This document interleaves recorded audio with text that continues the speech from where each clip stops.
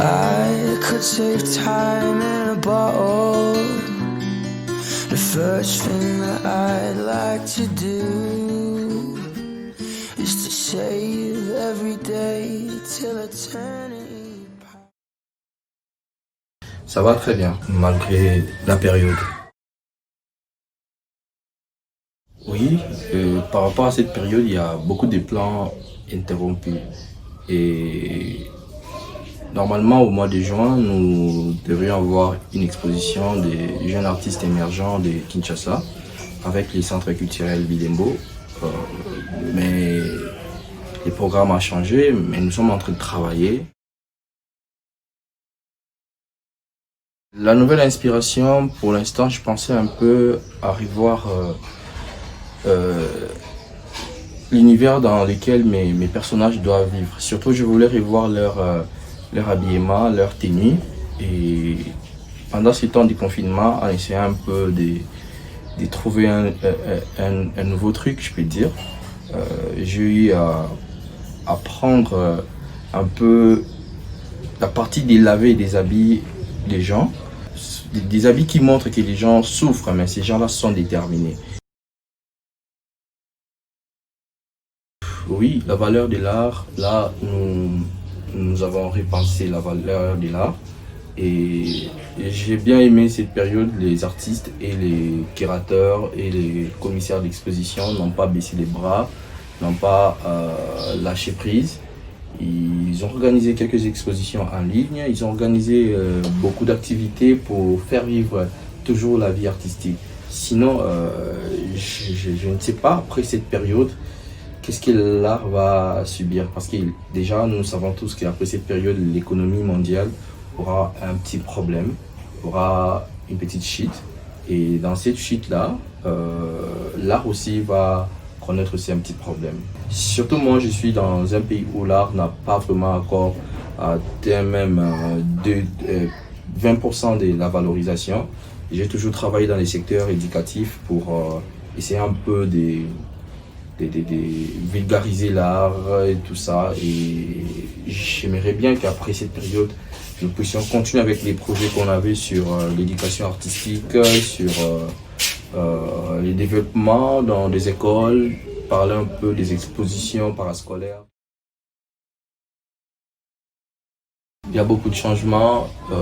D'abord, nous sommes en confinement comme tel. Il n'y a pas d'exposition.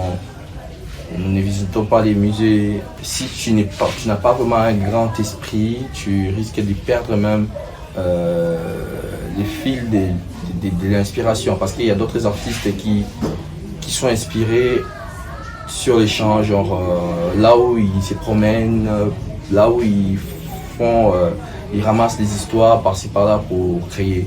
Et aussi longtemps que nous sommes confinés, s'il n'y avait pas une provision comme telle des idées,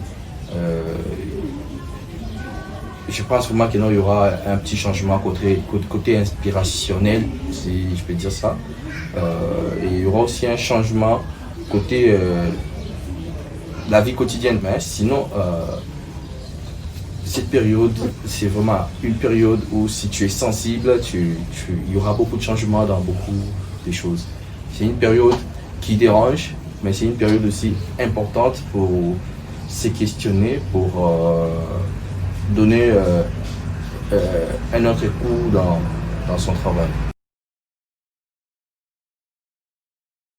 Oui, l'art doit répondre à la réalité parce que depuis la nuit des temps, l'être humain a toujours laissé l'histoire à travers les images. Il a toujours repensé les choses à travers l'art.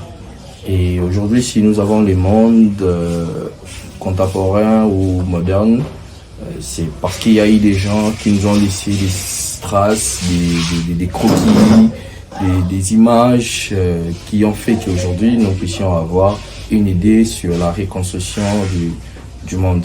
Et donc l'art doit être dans les systèmes du monde pour changer les choses. Et dans les systèmes de ce qui est cette pandémie, l'art aussi est là aussi pour répondre à beaucoup de choses.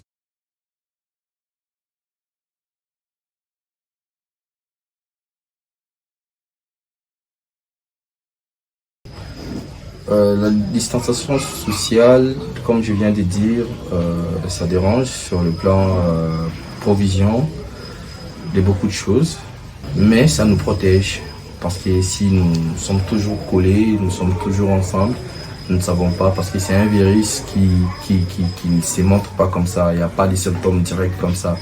Donc du coup, nous devons nous protéger, nous devons être en confinement, respecter les consignes que l'OMS a données pour se protéger. Mais sinon, sur le plan social, comme ça a cassé un peu l'amour, ça a cassé un peu les rythmes de la vie. Mais nous allons revenir à notre rythme. Des fragments sur ma vie, parce que nous sommes au Congo, il n'y a pas de matériaux, des matériels comme tels pour le travail. Il faut la Belgique, il faut la France, il faut ceci. Parce que moi, je travaille avec l'acrylique, je travaille avec la toile, je travaille avec des vernis. Et ici, on n'en trouve pas facilement. Il faut voyager, il faut faire ceci. Il y a des frontières qui sont fermées. Il n'y a pas d'échange en fait. On peut bien parler par Internet, par Instagram, tout ça. Mais on ne va pas me donner du matériel par Instagram.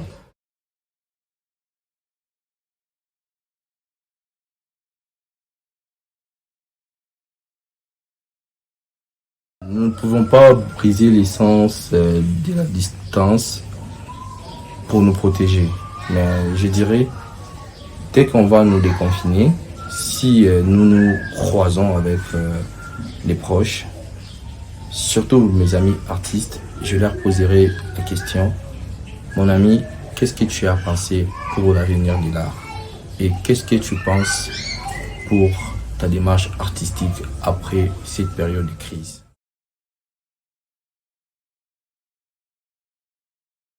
Mon travail, en résumé, je parle de la détermination et la résistance dans la vie. Je suis plus dans le monde de la femme qui est l'actrice principale de la société. Je travaille sur l'enfant qui est l'avenir de la société dans un monde des flèches. La flèche comme symbole de la direction pour ses déterminations et résistance, et la flèche comme symbole de la crise quand c'est symbolisé vers les bas. La connotation de la flèche, c'est le symbole de la direction. En même temps, c'est une arme. Si nous dirigeons bien la flèche, nous avancerons. Et si nous dirigeons mal cette flèche, nous nous tuerons nous-mêmes. Donc nous devons arranger l'avenir des enfants, leur éducation, et nous devons donner la valeur à la femme qui est l'actrice principale de la société. If I could save time in a bottle, the first thing that I'd like to do